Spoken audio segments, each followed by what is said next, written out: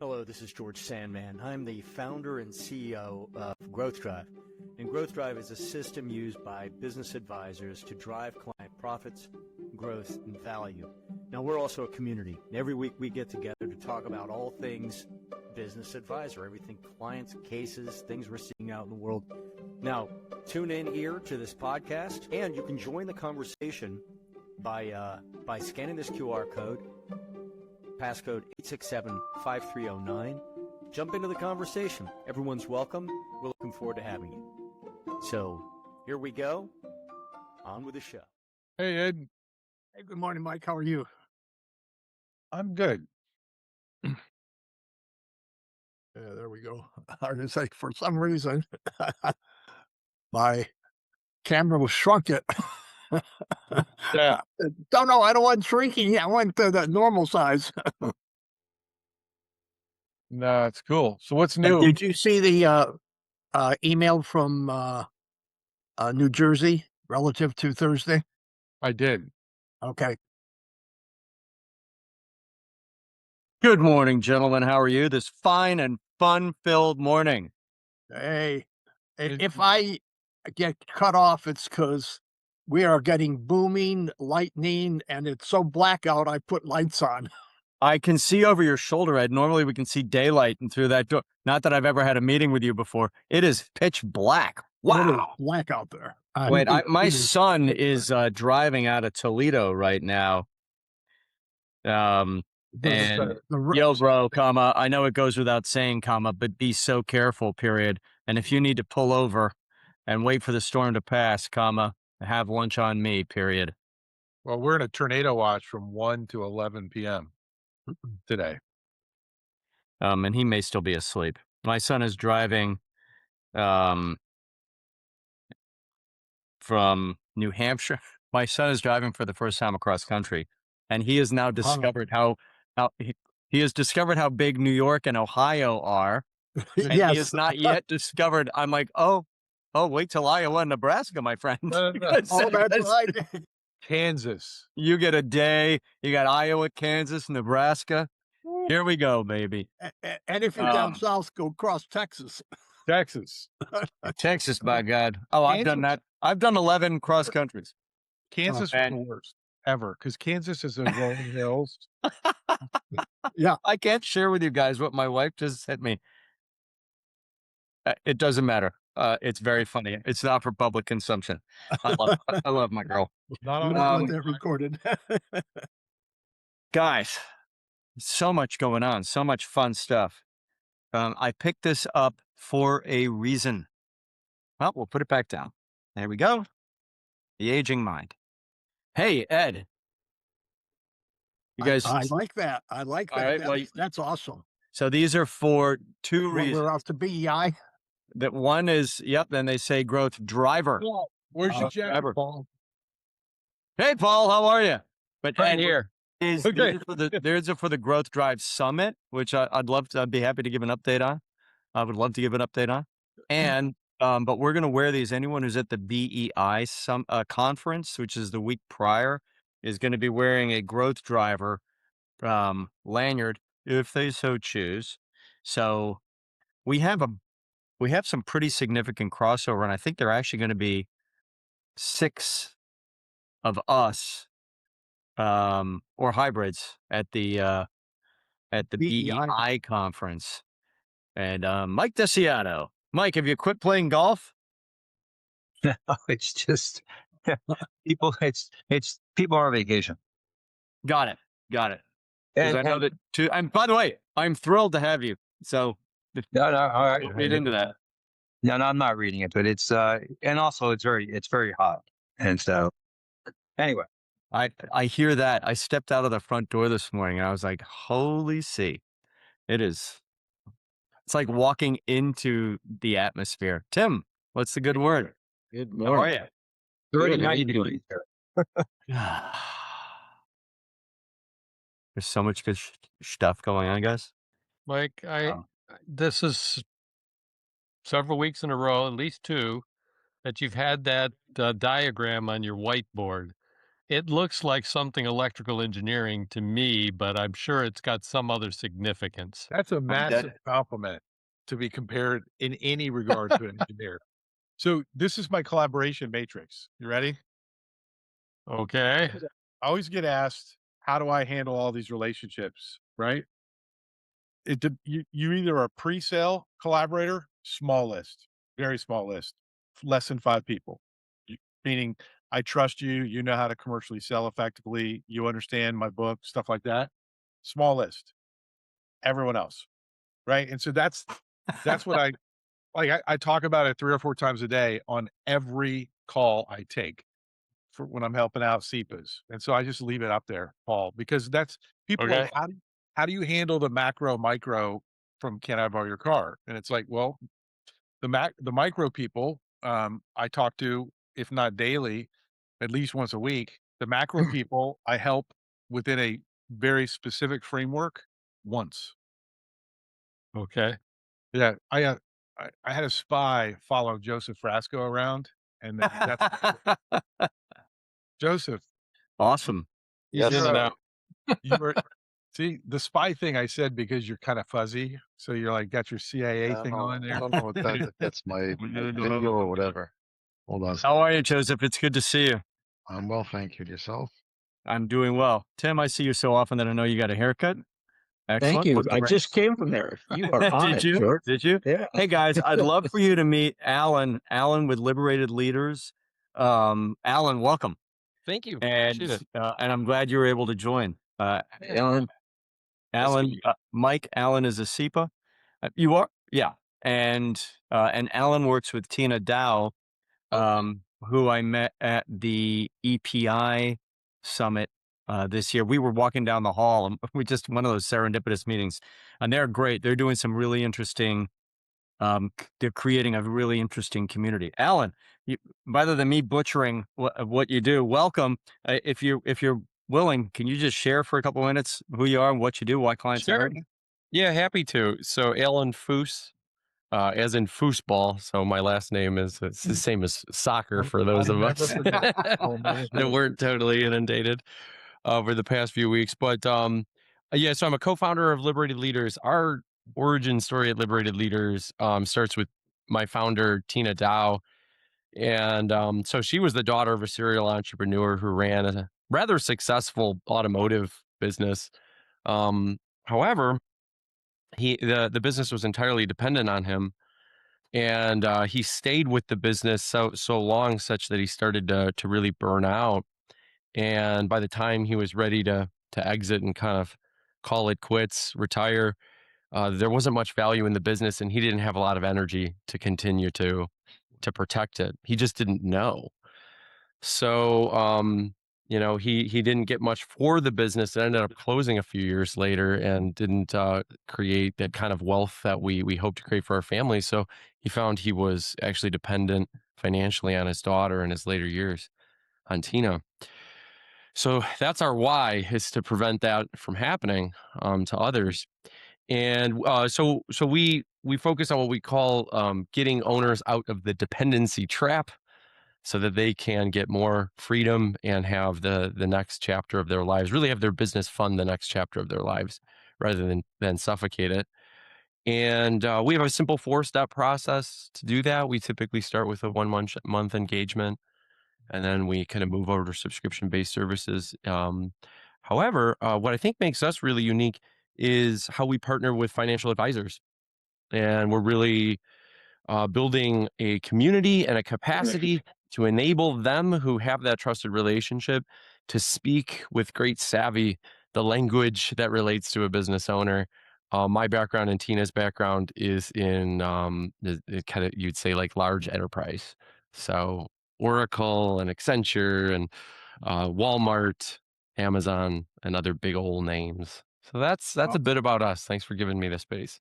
Sure, and one of the things I'm excited you guys are doing is, um, as sort of an adjunct to an EPI chapter, so an exit planning chapter, you guys have gone and done a hub and spoke model, which is really cool, and anything we can Yeah. do to help you be successful with that.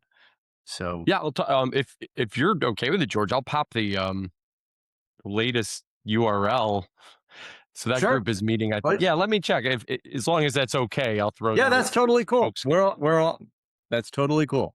Certainly anybody in the Carolinas this is relevant for. I imagine there's folks on the call from all over the place. But if you're from the Carolinas, this link will certainly be relevant. John, good morning. Tip, Hey. Jemiah. Good morning, guys. Morning. We got a great group this morning. Alan Fuss, not to be confused from Fass, which means tap. It's Alan is new to the community, so we were just doing a welcome introduction.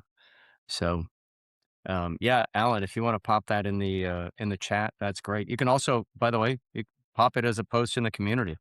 That's what it's for. That's one of the things the community helps us do.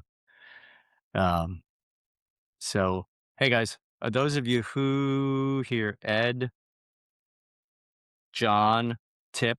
Hey, John and Tip, do I have this in the right direction? So Yes. these just came in, unbelievably in 4 days from a city I forget the name of that starts with a Z in China. But these say growth driver, and we're going to wear them 2 times. You can wear them whenever you want.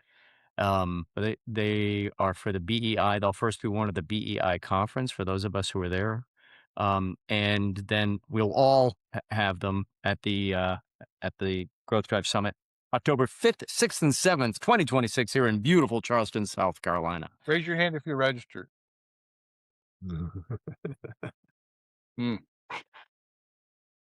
There's time. Not much. No, let's go. But I'm not going to use this as a sales. I would be happy to talk about how the agenda is shaped up, if that'd be interesting to you guys, because now and phones are going to start ringing with my voice on the end saying, "Hey, do you want to facilitate? Do you want to be a panelist?" I'm moving, and I want to talk with the committee about how do we make the most of our time together. So, would it be helpful if I give a description? You guys most of you have been to one of our summits. So guys, do you want me to take 2 minutes? I have let me see, I could share this. Okay. This is a working, as I do. Alan, I told you you're not supposed to talk about the future. I always talk about the future.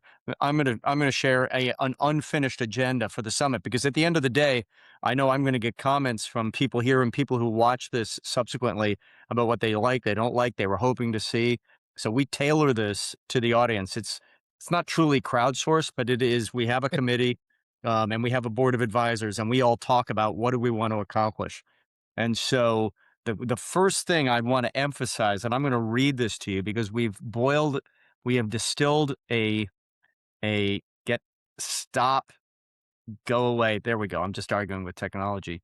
We've talked about the 5 Ps. Those of you who have been through the Fearless Business Advisor facilitation course and read Wilkinson's book know about the 5 Ps. And so what is our purpose? Which of course is now gone from, now here it is, show more. So the summit purpose is to build clarity, skills, and confidence that you need to win engagements, deliver results, and collaborate across advisor types and scale of practice, and to equip Growth Drive advisors to convert. So this is not only for Growth Drive advisors, and you'll see the agenda is designed for a wider audience. Last year, about 30% of the people in the room were not software subscribers. Great, right? To convert the CL2, the level 2, the deep analysis into long-term engagements.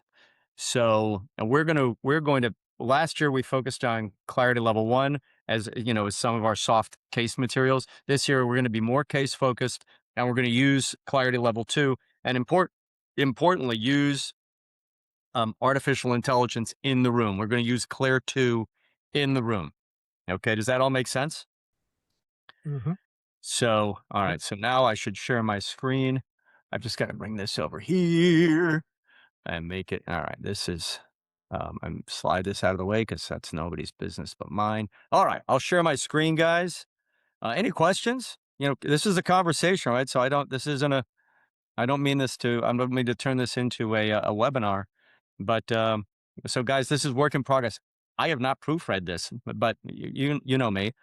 So we're going to start on Monday morning with Claire 2. And Tim, your conversations, our conversations together are reflected here, as our conversations with other people. What's in the box? What does Claire do? What can Claire 2 do? What is she not designed to do? And then we're going to do a 201, creating plans, reports, and deliverables. We're going to work in groups of 3. Okay, so bring your notepad, your notebook, bring your iPad. There'll be plenty of Wi-Fi, and we're going to do a hands-on 45-minute. And we'll have a series of topics that we want to dive into that you guys are going to submit in advance. Prior to the summit, I'm going to do a webinar about Claire 2, very specifically, and it'll be a long form. We'll record it. We'll make it available in the community. But they're much better when you guys are in it, asking questions, making comments, saying, how about this? What about that? Okay, so, and then we're going to do a 401, which is pick a topic out of the ether, right? What do you want to work on? What do you hope to do? And we'll organize into small groups, but you can also do it alone and have be facilitated, be curated with experts who can answer questions, et cetera. But a lot of you are already experts in using Claire. That's the morning, right? That's the pre-show show. Now we get into 1 o'clock Monday, the 5th. We're going to do our welcome. We'll honor our new C3Ds. We are going to announce the new Growth Drive Member of the Year, our 3rd. Mike DeSiato, here present, was our first Growth Drive Member of the Year. Tim Rohde is our current Growth Drive Member of the Year, and we're gonna pass the baton. I've had some suggestions, and the advisory board will get together and we'll kick it around, and I'm looking forward to that. So, intro. And, guys, so for those of you who have not been to a summit, you know that we're going to start with a what's in it for me exercise. And we're going to write those what's in it for me's up on the board.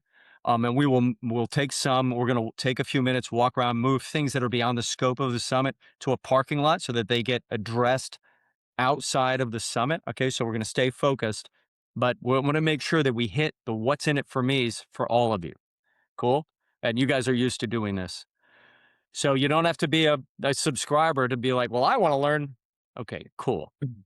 And then we get into we're going to do a series of interactive panels, guys. And what does interactive panel mean? It means that we're going to take a few minutes at the beginning of the panel session. You'll notice it's 1 hour and 15. We'll take a few minutes and everyone can jot down a question they are hoping the panel will answer on topic, right? We'll tell you what the topic is.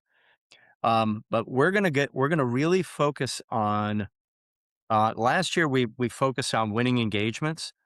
This year, winning engagements and making sure the through line is going to be making sure that we're doing the iterative selling, Mike, I use the word, the iterative sales it takes to get a client. Let's say that you're a wealth advisor and you have no personal aspiration to creating a strategic plan and helping them execute a strategic plan.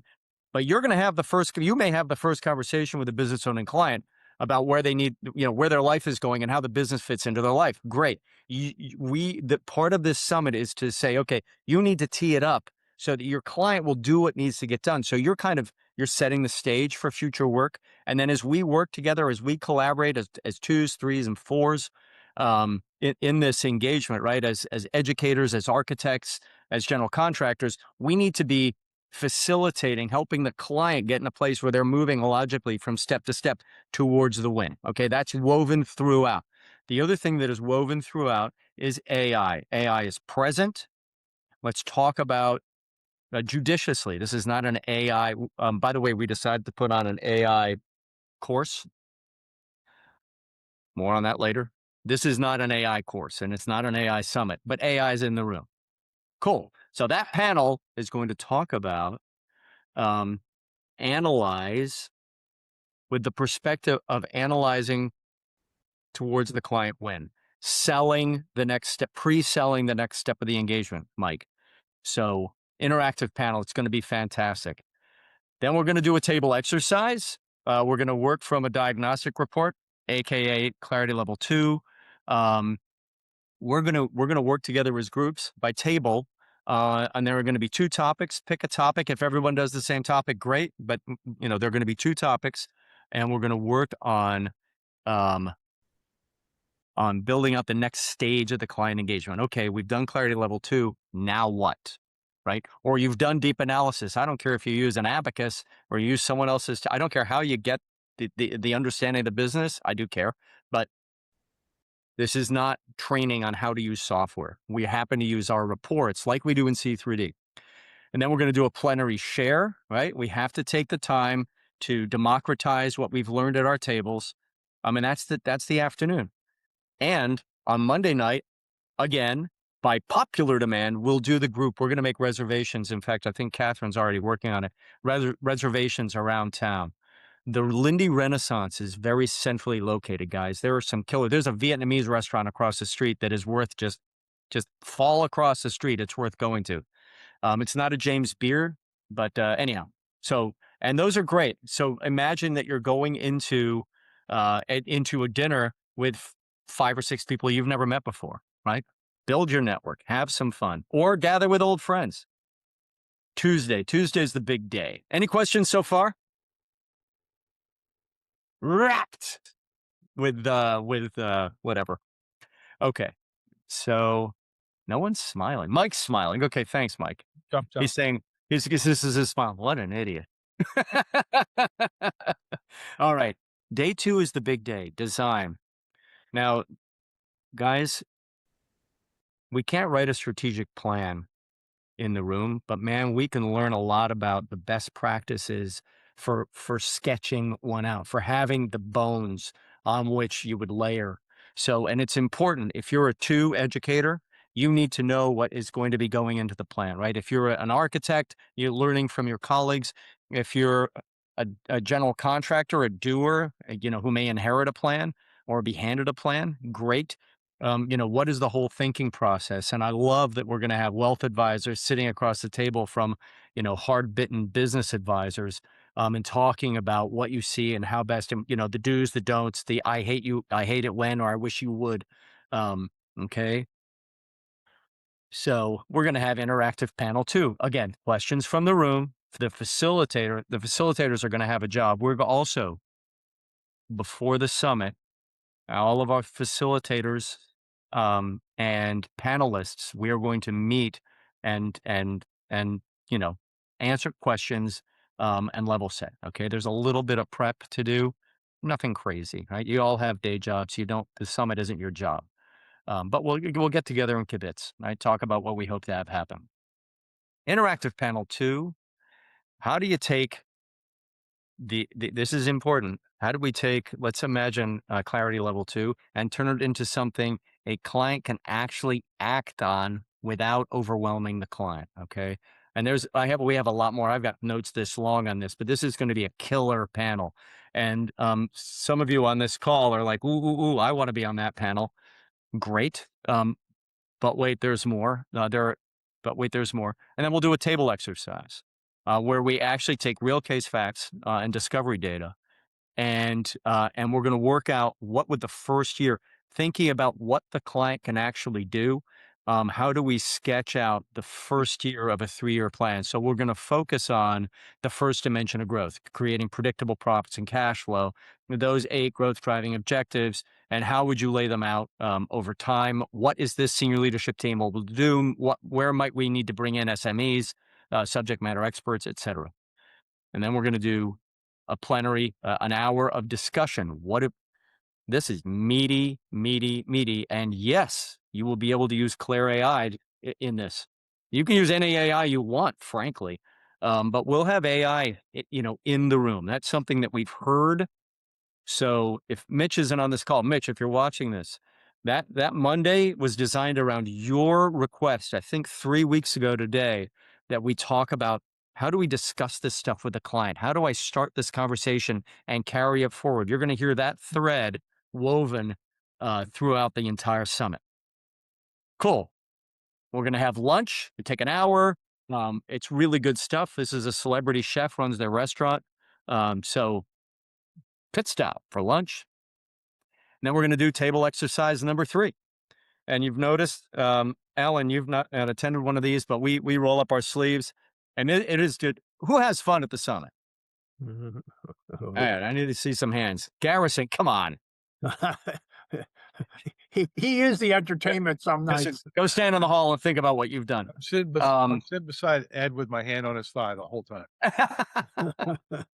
That's between you. This is a judgment-free zone. 2 tracks run in parallel. We're going to look at client success, building an execution system. How do we build the execution system into the plan? Because if the client doesn't change, Tim Rohde, if the client doesn't change, what happens? Yeah. And helping the client, and helping the client understand that this isn't a revolutionary change. This is a lane shift. I love that analogy. Anyone who hasn't read Tim's book, it's in the C3D curriculum, and just change lanes. Just get in the faster lane. All right. What makes an engagement sustainable for the advisor? We're going to start talking about value-based pricing and success fees. More on that on Wednesday. Okay. So I hope you're seeing topics that you all want to learn about. Then we'll have another break, followed by a cocktail mingle. We're going to have cocktails according to AI, guys. Hey, good news. We have a happy hour at 3:00 in the afternoon. Okay. That's AI for you. I don't know how I picked that up. I mean, you're welcome to go get a cocktail, but it's yeah. Okay. And then we're going to have another exercise, thinking about execution from the very beginning. So we're going to start tying analyze and design with the eye to execute to close out the day. Okay. And then then we're going to dinner at the aquarium. Who has seen the page that Catherine built that reflects all of her great work putting together? Last year we had our celebration at the aquarium. It was catered by our friends at Crew Catering, and we're doing that again this year. And it's going to be awesome. If you haven't seen the landing page, it's out there. She posted it in the community. I think it's Strategic Capacity Sharks, and I'm really looking forward. It's like worth coming just for that dinner. Super fun, great, and we'll have our keynote during over the course like we did last year. Surprise guest. By the way, guys, we have right now orally committed. We have 1 family office and 2 private equity groups, possibly 3, are going to be in the room.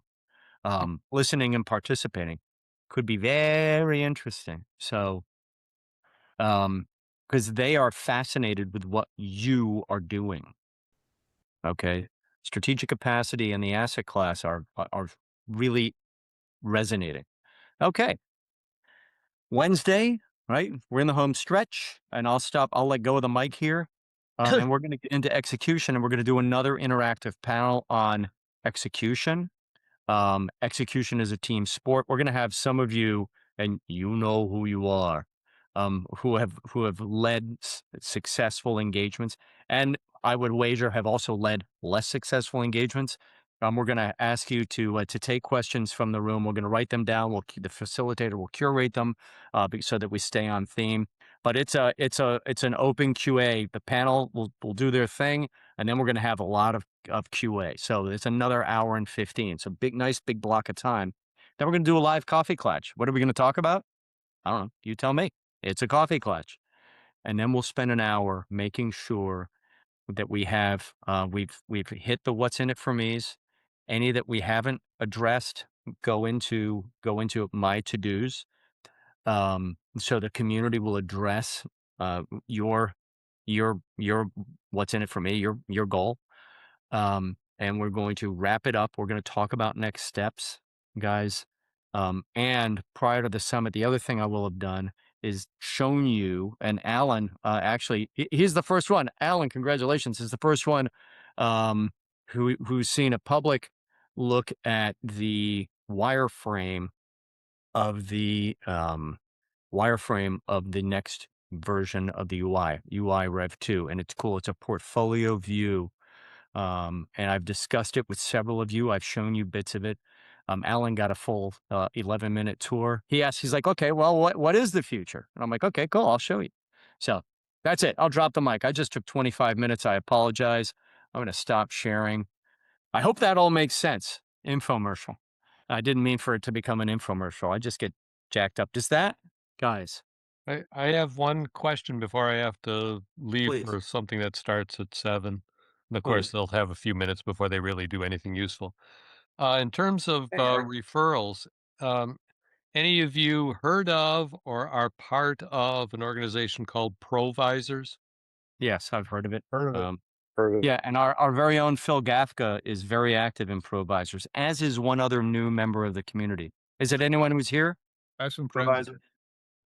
I'm sorry, Mike? I have some friends that are in it. Okay. Okay. So Go ahead, Paul. How can we help? I tried joining it here 3 years ago when it first showed up in Portland, and because I'm a consultant rather than an investment banker or a CPA or a lawyer, they said no to me then. But the regional director changed recently, so one of the leaders encouraged me to reapply, and it looks like I'll get in. Great. I have a lunch meeting at the Portland Yacht Club where I've never been, uh, which is kind of the final step before they invite me in to be part of Awesome. it. You'd make a great member. Yeah, exactly. Dominus ominous. Terrific, Paul. Let me know how that goes and if we can help in any way. Yeah. I'm just curious because it looks like a good organization. It's got you can tell from reading the guidelines that it's a lawyer-centric organization. You should, Paul, contact Phil Gafka. He's in the community. You can just DM him, and I'm sure he'd be willing to answer any question you have. He's a great guy. He's a certified specialist, growth drive specialist. So the precursor to C3D, a great guy. Okay. And a diehard business advisor. So I'm surprised at your experience. Cool. Did that answer your Thank you. question, Paul? Cool. Yeah. So nobody here is a member, but maybe somebody in Growth Drive is. Yeah, I know we Bill have a couple. Gafka. Okay. Yeah. All right. Thanks. The only people I know that are in Provisors are struggling with the ROI. But that's an Ask Gafka. Oh, you know who? It doesn't matter. The people that I know that moved from being in a Vistage group when it disbanded to moved into Provisors, when I've talked with them, they've said one referral is paid for the membership. It's Yeah. it's somewhere between it's like $1,800 a year for the membership, so it's not a lot. So easily one engagement will pay for that. I sold a lot of BI memberships with that line. Well, BI is really a whole nother thing. If you like local chambers of commerce and people who sell sign making and things like that, yeah, this looks better, but we'll see. Awesome. Let us know how it goes, Paul, because if it's a good Will do. resource, we want to know about it. Okay, you've heard enough of my voice. Who wants to take over from here? What? Eric? Okay, go ahead. Welcome, everyone. Jemiah, Tip, somebody. Let me do my best impression of George. Welcome, everyone. Don't. You don't. You're going to break something. I'm going to hurt something. I got like, So, okay, I hogged the mic for a solid 20 minutes there, so I am being mindful of shutting my mouth at this point, unless you want to hear more from me. But guys, what's going on?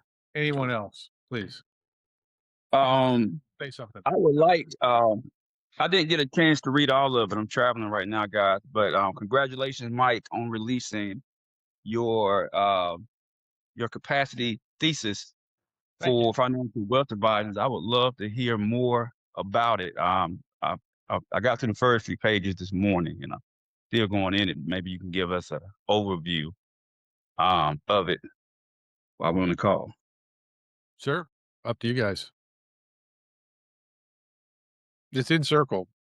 It The is in entire Circle. white paper. It's good stuff. It's really good stuff. Yeah, man. Give us a cliff notes. Wow, Mike. everybody's being so shy this morning. Are you kidding? Normally we can't shut up, and now what is it? Are you shy? Is Alan making you guys shy? So here's the short version of the Fee Opacity Thesis. I started to write it 10 years ago, and then I pushed out. Fee opacity. Got it. Right. So 10 years ago, I was looking down the future of advisory services, specifically the history of how AUM developed, not what you've been told, but how it actually started.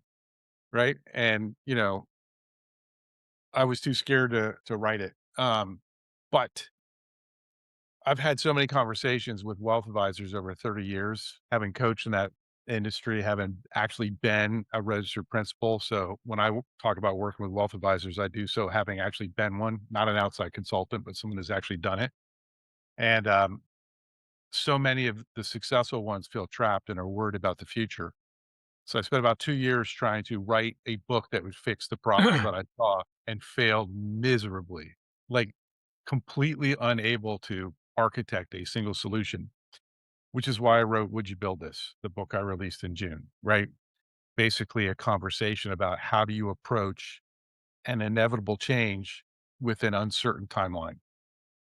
The Fee Opacity Thesis is the research behind it, the research that drove the book, the research that my entire system that I work on with financial advisors is based on.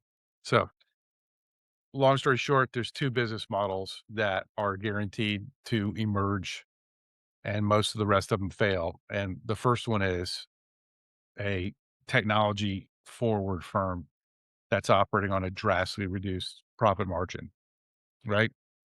Short story, the uh the cost of goods sold, or like the fair market value of investment management, is about a quarter of a basis point, like 25 basis points versus 1.5 or 2.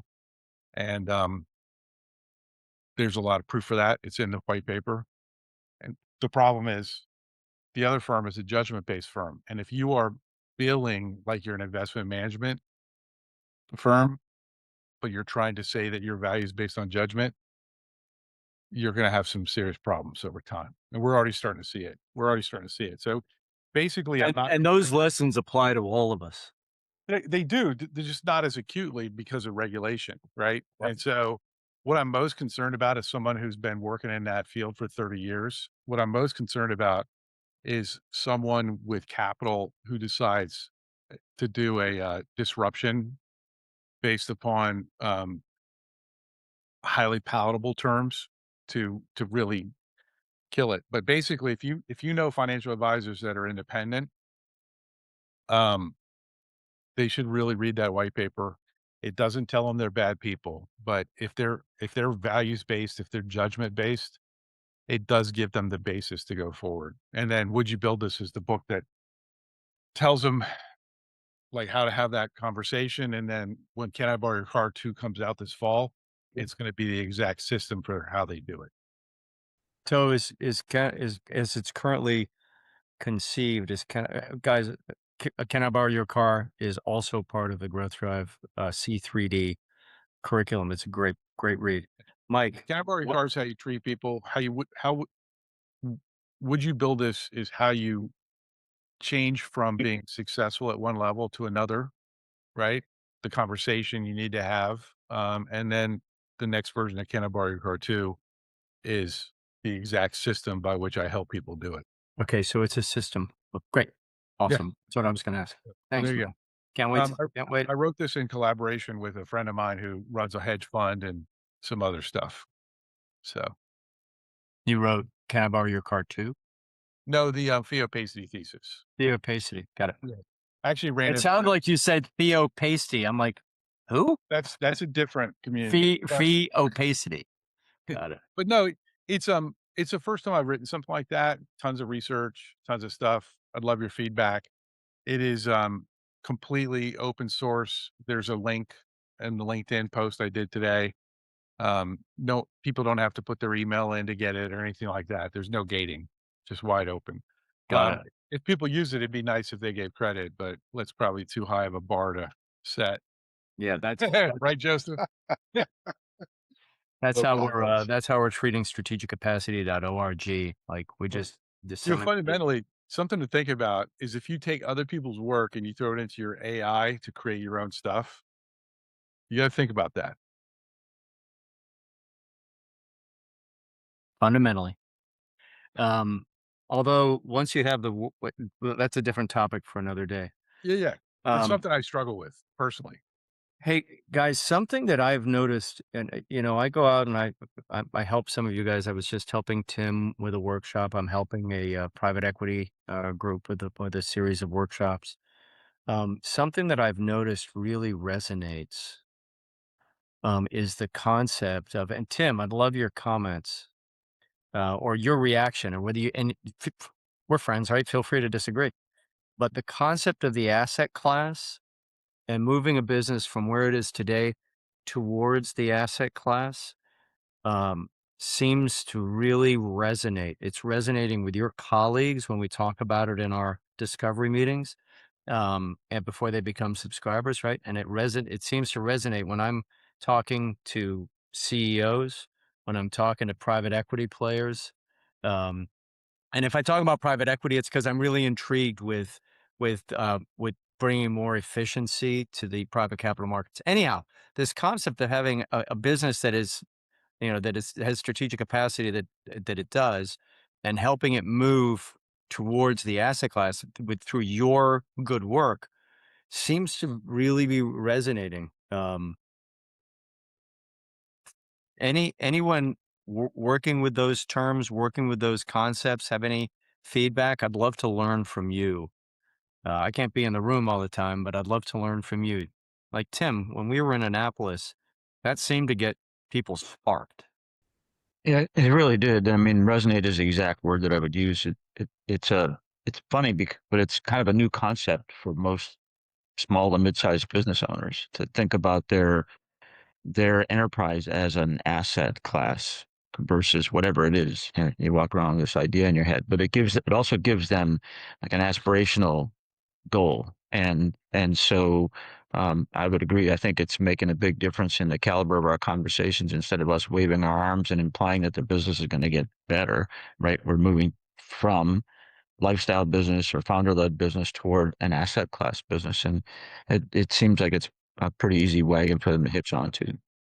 Yeah. And because asset class businesses either may reclaim options that have been closed off, but it maximizes the options available to a business owner.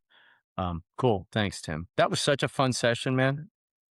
The other implication is that assets are something that you own, right? They don't own you. And depending whether your house is a fixer-upper or not, but assets are something that you own, and so it really is a giant reset for them to realize that this is something that they own, and it's an asset that should be increasing in value for them over time and funding their lifestyle. So Yeah, Tim, I agree with you. Every conversation I have with a prospect is always about the transition from owner operator into owner investor. Every single conversation without exception. They need to understand that what they own is an investment. Yeah, I I'd just I would just add to it that most of the business owners I talk to already think they have an investment.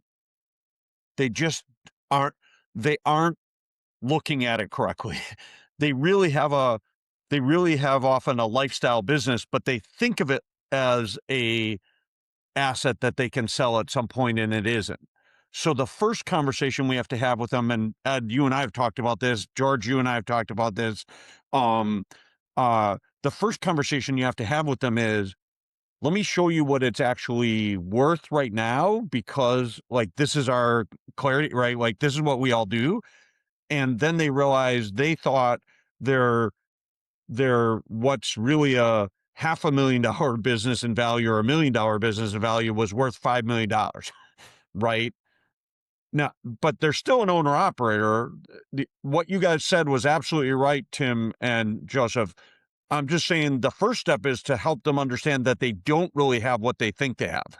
Yeah. Then it's getting them to think from operator to investment, and really getting them to focus on that and do the things. And really, I think that's what clarity the process that we have, the C3D process, that's what it really takes them through, is the education from being an operator who thinks they have an asset to being a business owner who's building an asset, right? That's the conversion from lifestyle business that has some maybe transferable value or zero to being somebody who thinks actively about having an asset. So I agree that they're not thinking about that, but they do think they have something they can sell. And that's, we talk about the advisory spectrum, right? Are you a 2 or 3 or 4? That's your 2, educating the client. That is so great, Eric. Thank you. Tip, what do you got? Yeah, so I'm not trying to needle Eric's response by any means, but I actually think the bigger realization from these altitude sessions that I've been doing with prospects and with clients is that there is a person who has to buy your business, and there is a person that has their standards of what they want to do. They got to put in twice the working capital, in order to keep your business operating. Like these things that nobody's thought about. They generally are, me, and me, I, me, my, Tom Brady type of stuff. And they don't your conversation, I think this is what you're speaking to, Eric. Your conversation with them may be the first time they've ever considered that an actual human being has to buy that business. Yeah, that's beautiful tip, because every time I talk to a client, I say, "Hey, do you want to sell this thing?" Right? If you don't, why are we talking? If you do, everything from this point forward is about the buyer. Period. Right? Like that's if you plan on having this result in someone else taking over this business, whether it's internal or external, let's talk about the most important person, which is the buyer. Yeah. Something. What do they want? Yeah, Exactly. they get a vote for sure. They're not Well- going to buy it because of what you want. They're going to buy it because of what they want. The immortal business, right?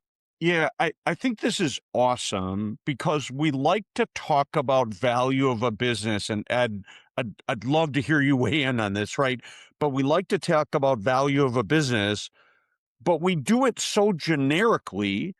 It's almost like saying, Mike, to your point, let's go out and sell copiers. Well, somebody should be able to pay $1,000 for this copier. Like, what the hell? Mhm. Like, it's got lots of features on it. It's really cool. We did it in orange, so everybody should love it, right? Like, it's don't this. ever. Well, I know, but it's this theoretical conversation about selling something rather than, Mike, I love your point and tip. I think they went together perfectly.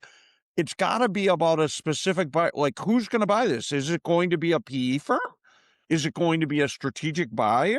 Like, who is likely to buy this, and what's it going to be about? And even more specifically, it's somebody in this industry who's going to, and here's the short list of those people, right? Here's a crude way of saying exactly what you're saying. I mean, Eric, is that my house is obviously in a specific market, and I bought it for $333,000. And on CNBC, I just saw that since I bought my house, the housing market in the United States is up 300%. So my house is worth $1 million, right? Yes. It's kind of like That is owner math. That is owner math right there. Well, it's not just owner math; it's lazy math.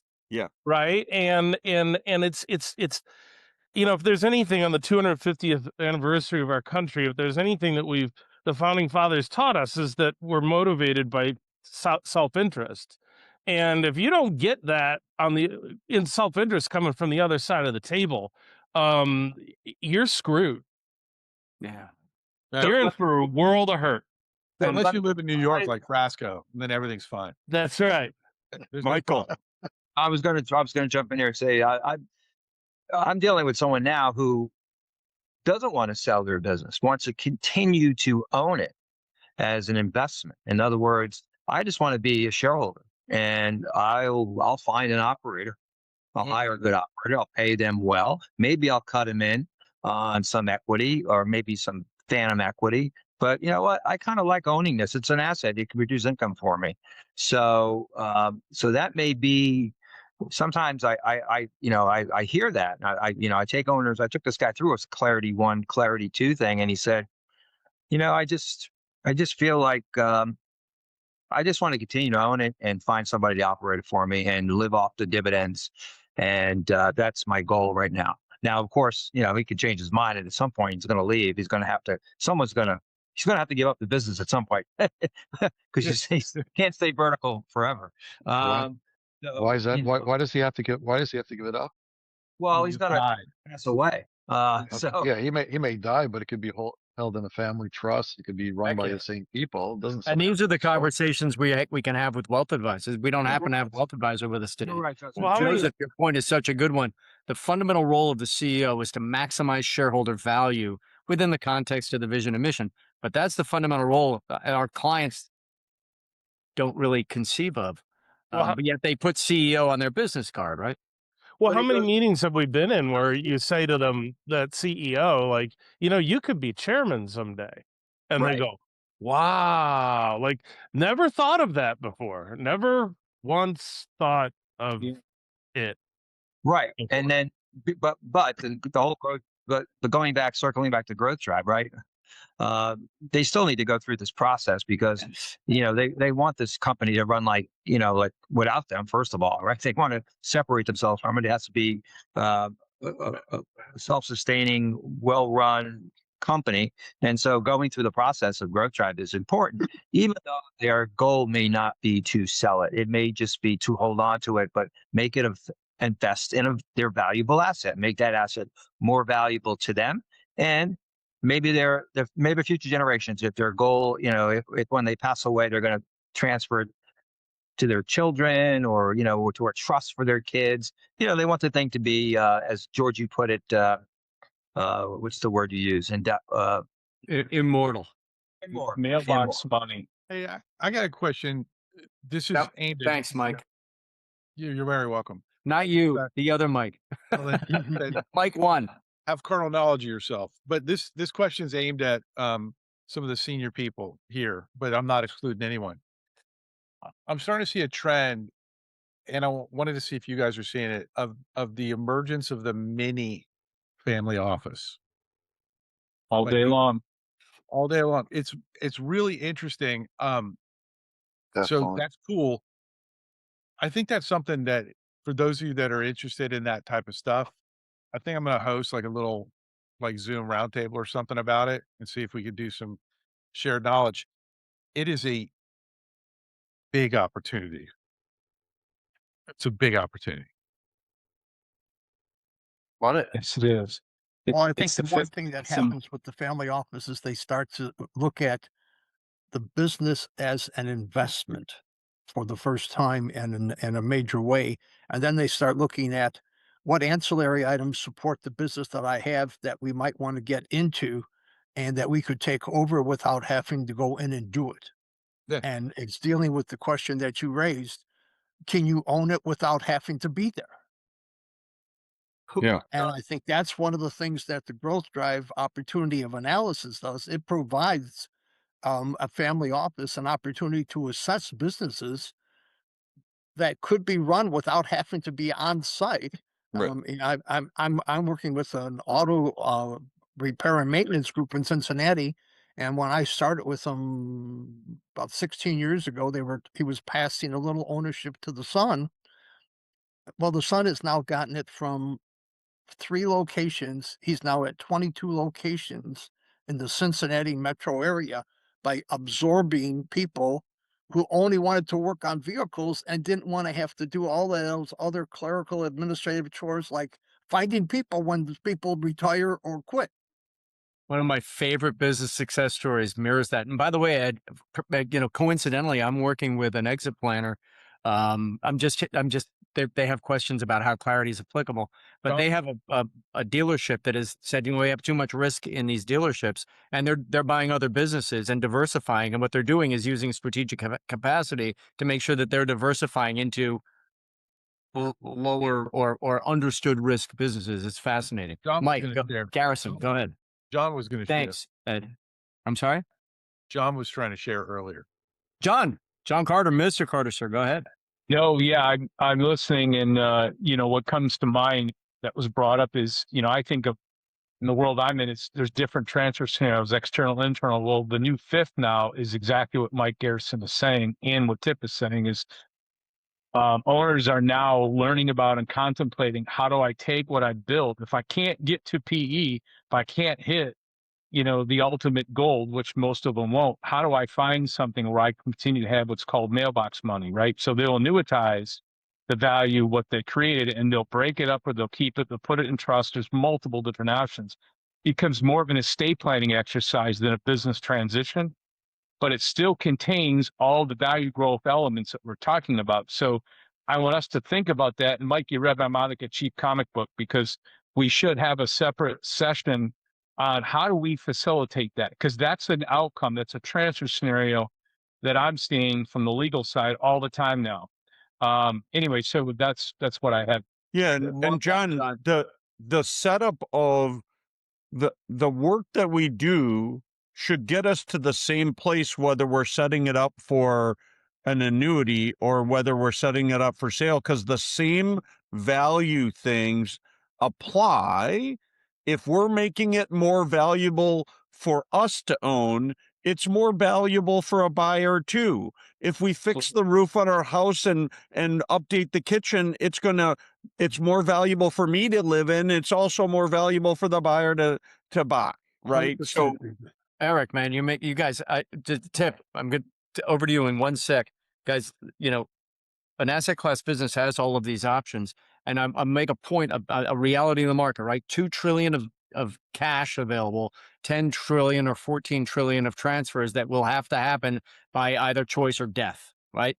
So that means that that's approximately 8 trillion is going to need to be self-funded, and that self-funded, the economy demands that these businesses be immortal. So that's my only. I love this discussion. right, Fire away. There's 189 trillion assets under management, and I'm telling you right now that number, a lot of that over the next 10 years is probably going to migrate out of how it's currently invested, and they're going to be looking for different options. We want to be ahead of that. Tip. Well, and Tip, go ahead. Well, to that last point, though, I would assert that the economy doesn't care. That, you know, if you're not investing in your business and you're not trying to innovate or anything, you're a sitting duck with creative destruction. Because I think, you know, with all the crazy stuff that's going on in this country, I don't think we're gonna step over that. I think that's where the dynamism is. But I want to step back to what Mike DeSiato was talking about a minute ago, and because he shared this in his case with the study group. And by the way, if you're not in the study group, run, don't walk. It is totally join. It is totally worthwhile group. And shameless plug, my case is at the end of this month. But to the point of Mike DeSiato and what he was saying, Mike, I've been thinking a lot about your case and what that situation is with that person doing that earnout. And I think that's another example where we got to get back to, you know, the self-interest piece is, you know, keeping that buyer or that earnout or however it's structured, keeping that person motivated, right, through the whole thing. That the annuity isn't probably going to come in a business of that size. How big was it, Mike? 2, 3 million, 6? Can't remember. Yeah. Okay. Hold on. You mean the value or the just like the overall. Yeah. What's its EBITDA? It's throwing off about $2.5–3 million of EBITDA. So yeah, okay, $2.5–3 million a year. I mean, it's like, you know, you do your equity transfer on a declining schedule to keep the person, you know, motivated and whatever, and you keep that annuity. There's all kinds of different ways. To do it. The thing that I'm coming back to is that what I find is that I find that the owners of these older businesses that could move into a chairman role actually have a kind of a grandiose or delusional understanding of what they got to do in order to keep that successor motivated. Do you all see this? Like, hey, I built this great business and it's really great. Let me tell you how great it is. And this person is just lucky to have me in their life. It's like, wait, whoa. All the time. All the time. Whoa. It's like, you're lucky to have him or her too. Yeah. So how are you going to set it up for them to win? It's funny, Tip. I was just having this conversation with an older owner about his son, and he kept talking about how the son's gotta, he's done all this great stuff and his son's gotta grow. I said, "Hey, I hate to tell you, but this is more about you. Like, what kind of a man, what kind of a father, what kind of a leader do you need to become so there's enough room for your son to actually have a chance at doing this?" I And love getting the emotion in there too, Mike. he just stopped dead in his tracks. I said, "This is not a simple spreadsheet thing. This isn't, there's a whole bunch of stuff involved in this. What's your commitment to the business and to your family? Because right now it's all about you, and that's why this won't work." Well, I'm saying I'm working with a couple of companies now where the owner realizes the importance of their key people and how important they are to their future success. And what they're doing to keep them engaged and also to reward them is they're putting in place, I'll call it value share plan or phantom equity, but some people call it value. But they're putting those phantom equity plans in place to keep these people on board, to golden handcuff them to the business, and if there is a transaction, a monetization event, they get a share of it, they get a piece of it, but they have to still be there. Is that value unit plan, Mike? Yeah. It's that setup is brilliant, by the way. Yeah, it's outstanding. Brilliant. Well, it's not, and it's been around for a long time, but so a lot of folks are realizing that their success is really conditioned on their people that they've hired and that they've developed, and they need to keep them on board. They need to keep them engaged, and they also want to make them part of the success, right? They want to share that success with them because they help build it for them. Yeah, Michael, I agree with you. I think that the market is going to head towards some type of hybrid ESOP, and that is, that you're going to have your hybrid ESOP. EOT. Yeah. ESOP, right? In other words, that your critical management and staff that you want long-term engaged in the business are going to have to be compensated in some long-term format. Or as one of the ways you can do that is you could sell the business to them on very favorable terms. That too, correct. Yep. And you can structure it so that they don't need to come up with cash. I think Michael and Joseph Carter, can you do a stock redemption plan between an individual and a trust, or an individual and a corporation? Oh, John Carter. I'm sorry. Did you ask me a question, George? Yeah. Can you do a redemption plan with a trust or corporation? You can actually, with a trust, it depends whether it's, what the tax classification is or how it's structured, but there would be a purpose-built trust. Yeah. But I think the thing that's kicking around in my head, and I don't know if I'm answering your question, is this is really a blended conversation. I've actually been talking to Elizabeth Moore about this a lot, and that is we're building key employee incentive plans that start as identifying, who are the initial key employees, but also it grows into the successful leadership team, which ultimately becomes the new owners of the business. So 3 stages of development of these people. And as we go from stage 1, 2, and 3, the phantom equity, whatever you want to call it, evolves. So I like to use non-voting stock or stock appreciation rights, then it goes into phantom, and then I take it to non-voting shares, hence voting shares. So as you take them through this progression, you set performance requirements that they have to hit each level. They don't hit the performance levels, no dikes. So it changes the whole culture and the whole runway of the organization, and it gives them the development track to move to 1, 2, 3, and 4, knowing that not everybody's going to get to the top, but it encourages everybody to get better along the way. John, it makes it more. What I love about that, John, is it makes it more concrete, right? You got people dangling the carrot out there all the time, and you want concrete. You want a concrete path. Hey, takes the subjectivity out of it too. By the way, John, are you coming to the summit? Yeah, I'll be there. Sure. Yes. Okay, John, you need to talk more next week. Yeah. Okay. All right. Hey, George left me with one task, and that is to get us to do key takeaways. So let's start with John. Why don't you start us out on key takeaway? Well, I learn more every time I listen to you guys. It's great. No, I think that the key takeaway, and this is something that's been kicking around in my head, itching for a long time, which is there are these new alternate transfer scenarios that are developing in the marketplace because not everybody's a good fit for PE or even a strategic anymore. And frankly, as the economy becomes more wonky, no pun intended, Ed, it's going to be harder for those, 5 to 10 or $20 million companies to find matches. So I think we can do a good job as growth advisors or transition advisors to create that alternate structure. And I'm playing with some models myself right now that I'm excited about. Would love to share it with you guys. So that's my takeaway. Awesome. Who are you giving it to? I'm going to go to Joseph this time. And Joseph, thank you. We'd love to see the things you want to share. That would be awesome. Yep. Sure. So I'm gonna throw a wrench in the conversation. I personally don't believe that you have whatever is 10 trillion. I think that your 20% that's at the top that's really engaged and looking to professionalize, they're going to make it. The other 80% are going to disappear. Just as a matter of fact, and anyone can look it up. If you look at the Fortune 500 companies from 1970, I think there's only about 50 of them left.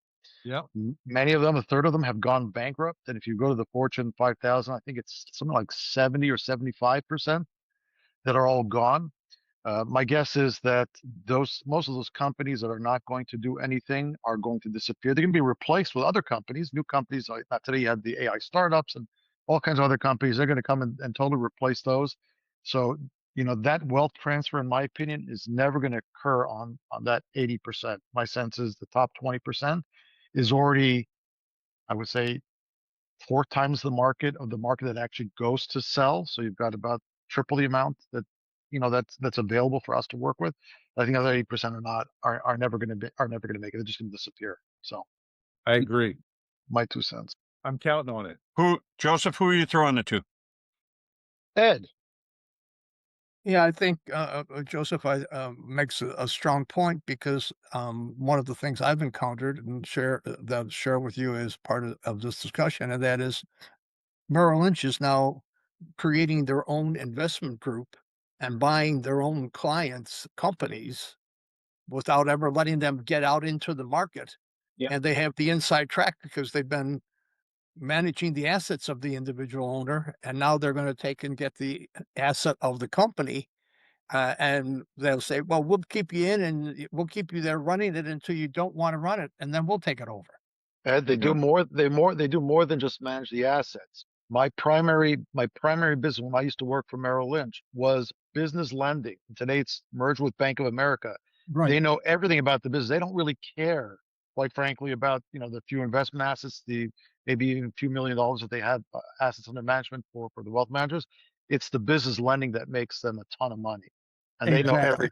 That's Wells. Yeah, that's all of them. Yeah. All right. I'll place it over to Tim. Thanks, Ed.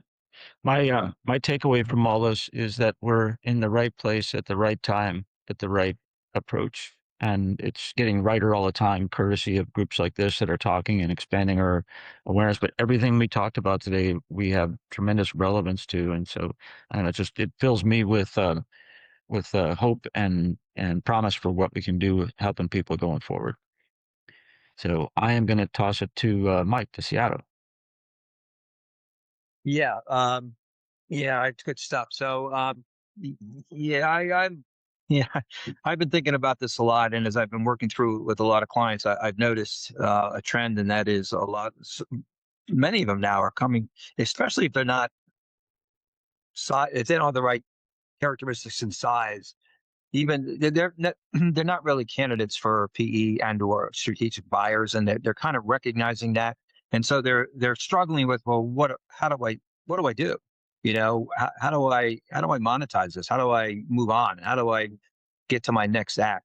And so I think I'm starting to focus more on, maybe you hold it as a shareholder, become chairman of the board. Maybe you transfer it to your internal people, and maybe you set it up. It's a family business. How do you transition it to your kids, right, over time in the most tax efficient way? So I think, I'm starting to focus more on those kinds of options rather than let's set you up for a PE buyout. Because a strategic buyer, because most companies, everyone sees those statistics, right? 70 to 80% of these things fail. They don't go through, and people walk away disappointed because they just don't have the right stuff to be bought out. Anyway, that's my take, and I will. Let's see who hasn't gone yet. I'll pass You it on. got Jemiah, you got Tip, and you got Garrison. I'll pass it to Mr. Garrison to my right, his left. Cool. It's just great.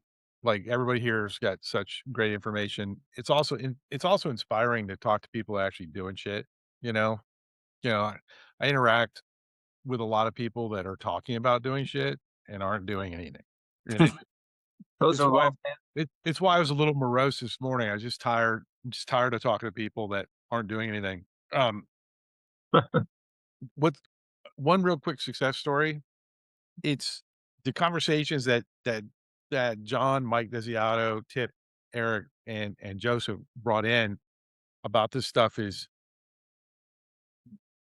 I've got a lot of opportunities that have popped up because I've been bringing in a trusted investment banker partner of mine that's on a lot of financial platforms, so he's credible.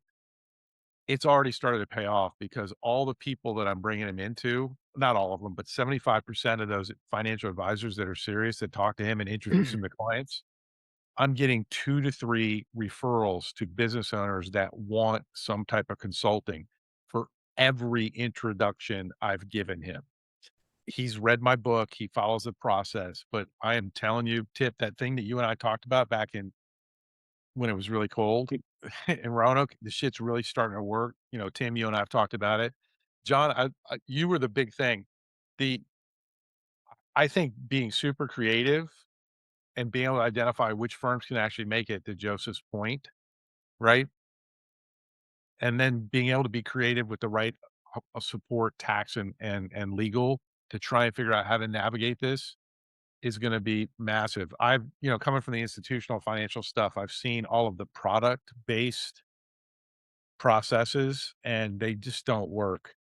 I've also sat in on some calls where the teams at Wells Fargo and BOA are laughing at the LPL advisor that's got $1 million, and they're like, they know they're going to take everything after the exit. Like they literally have teams. I know they do. They have teams that just do that. Pretty insane. So my takeaway was, John, I'm giving it to Jemiah. Jemiah.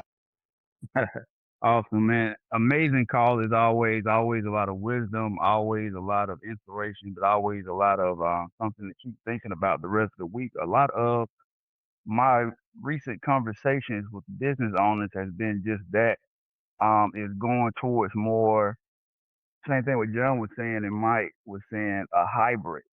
And again, going back to the initial conversation, they don't even know these things exist. They don't know that, they don't know what a worker collaborative is or what an EOT is, or that, you don't have to have, 1,000 employees. You can do a worker collaborative. So those things of a hybrid, taking some chips off the table, recapitalizing, keeping it as an asset. They have a lot of the owners I'm talking to have no idea that these options is either a strategic buyer or a full PE buyout, which to Joseph's point, 80% aren't built, or by the time one of the 5Ds happen, they won't have time to put it together. So I'm loving the conversation and finding more ways to serve founders in collaboration. But also at another point, which I love about this call, is something that everybody on here hammers a lot, that it will take a team of advisors. I mean, I'm not a tax professional, so I would need a tax professional to help design a plan for key man risk insurance. I'll also need the attorney to help set up, the worker collaborative and help, set up the governance and all those things. So it takes a team of trusted advisors to actually help the founder design it to whatever legacy or future that he wants, and even introducing him to what that structure may actually look like. And it pretty well be a hybrid of a little bit of everything. So I'm excited about that and having those conversations. Tip. Nice. Thanks, Jemiah. I think you get to throw it to Tip, right? I would throw it to Tip. All right. So I love what Joseph just said in his kind of checkout is it kind of goes back to the creative destruction piece is Milton Friedman said that the greatest economic fallacy is that of a fixed pie. And the idea that, all of this wealth out there worth 8 to 10 million is just magically going to continue to appreciate at the same rate is really, really hilarious. And what I'm just struck by in all this conversation, as I always am, is that there is a war for talent that is the only thing that is going to preserve and propel your asset. This idea that you've built something just so great, the golden calf that you're going to worship, that's this asset as though it's static, is absolutely batshit crazy. And if you don't keep moving and you don't keep investing in your people, and expanding the capability, capacity, and contribution of all of those people, you are in for a world of hurt. And the other thing I just want to leave with here is that what I'm always also so struck by in this call is just how unnecessary we all are, because these owners know all of this, right? They know everything that we know, so they don't need any help. It's totally intuitive, right? It just comes to you naturally. And that is what is so cool. So thanks a million. And I guess I have no choice but to give it to Eric the Red Owen. He used to be red, right, Eric?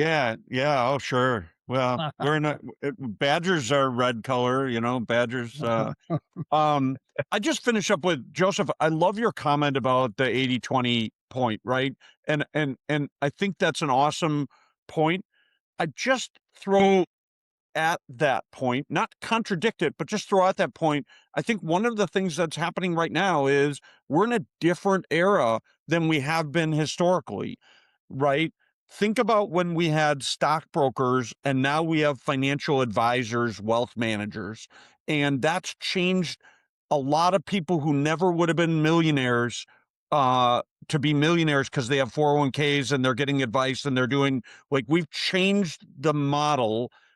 We're part of the change of the model.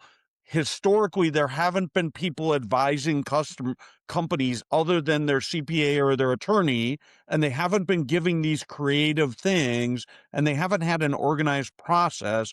And so I'd like to think that we might be able to make a dent in the 80%. That might be the one change that we as a community, and I'm broader than the people on this call, even broader than Growth Drive. We talk about EPI, we talk about BEI, we talk about these other. There's a community of people who are now making a difference to change what was the path to a new path. And to me, that's really exciting to be on the forefront, to be in a truly entrepreneurial space of changing the outcome. Could we change that 80-20 rule to 60-40, right? That could be huge in terms of the difference that could make in our economy, in people's lives, in all that. And that's an exciting thing. So I thought we did a great job of talking about the opportunities. I thought there were great points around all the different aspects of it. I'm just excited that maybe there's a way to change what historically has been. So, hey guys, have a fantastic week, and we'll look forward to seeing you back here on Tuesday next week. Sounds good. Well, have a Take great care, everybody. Thanks. Be great. See you guys.